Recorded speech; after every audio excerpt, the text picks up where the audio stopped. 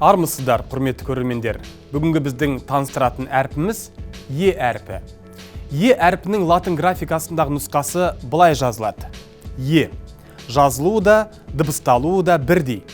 Осы жерде айта кетейік, жаңа қазақ әліпбиінде бұрынғы кирилл қарпіндегі Йо, әріптері жоқ. Оның орнына тек Е әрпі ғана қолданылады. Мысалы, элеватор сөзін латынша элеватор деп жазамыз. Қазақ тілінде Е әрпінен басталатын сөздер өте көп. Бір-екеуін мысалға келтірейік. Елік, егемен, ерке, ертегі. Ал қазақ тарихында өзіндік қолтаңбасын қалдырған тұлғаларға келетін болсақ, Есім хан туралы ерекше айтуға болады.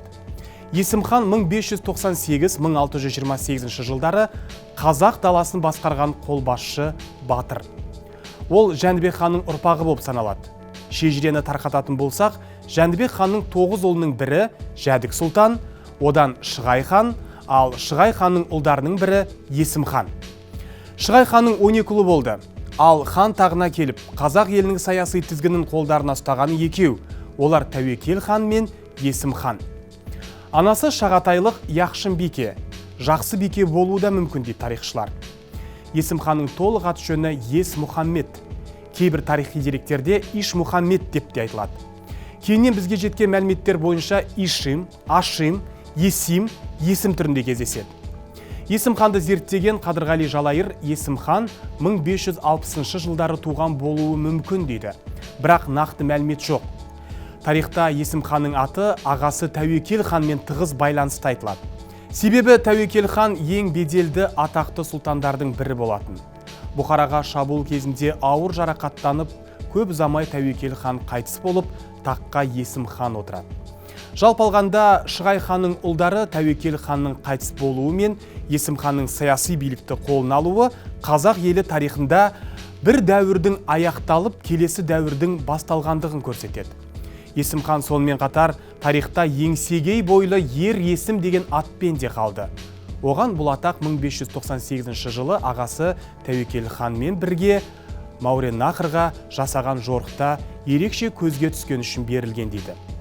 Тізгінді қолға алғаннан кейін Есім хан Орта Азия қалаларымен бейбіт экономикалық байланыс орнатуға ұмтылды.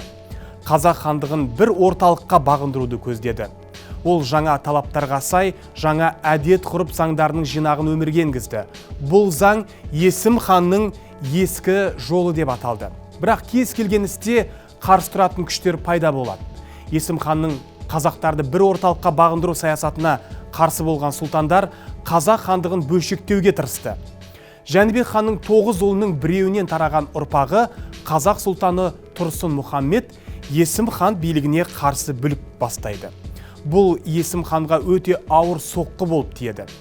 Қазақ хандығын екіге бөліп, Есім ханнан билікті тартып алған Тұрсын хан 13 жылдай Ташкентте хан болып отырады. Ал Түркістан қаласын орталық еткен Есім хан осы қаладан билігін жүргізеді. Уақыт өте келе Есім хан мен Тұрсын хан арасында күрес шиеленісе береді. 1627 жылы Есім хан Тұрсын ханды өлтіріп, қазақ хандығын өз қол астына біріктірді. Кейбір тарихи деректерде Ташкент түбіндегі екінші шайқаста Тұрсынды өзінің жақындары өлтірді делінген. Есім хан таққа қайта отырғаннан кейін Түркістанға оралады. 1628 жылы шамамен 70 жасқа қараған шағында өз ажалынан қайтыс болады. Оның денесі Қожа Ахмет Яссауи кесенесі жанына қойылып, қабірінің басына кішігірім мавзолей салынады. Тарих ғылымдарының докторы профессор Берекет Кәрібаевтың деректеріне сүйенсек, Есім ханның тек 3 ұлының есімі ғана айтылады. Қалғандар жөнінде мәліметтер жоқ. Оның ұлдары Жәнібек сұлтан, Жәңгір хан, Жаһангер және Сырдақ сұлтан. Есім ханнан кейін тақты оның ұлдары Жәнібек, одан кейін Жәңгір хандар басқарады. Атақты Тәуке хан Жәңгір ханның ұлы немесе Есім ханның немересі болып келеді. Есім хан 30 жыл бойы елдің тізгінін ұстады. Қиын қыстау жаугершілік заманда елдің бірлігі мен тұтастығы үшін күресті.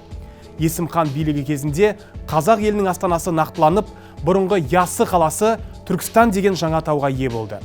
Бүгінде Түркістан қаласындағы орталық алаң Есім ханның атында. Құрметті көрермендер, біз бүгін Е әрпі туралы мәлімет алдық. Е әрпінен басталатын Есім хан туралы қызықты ақпараттарды білдік. Алдағы эфирлерімізде қазақ тарихында өлшеусіз із қалдырған басқа да тұлғалар туралы айтатын боламыз. Келесі эфирде кездескенше аман сау болыңыздар.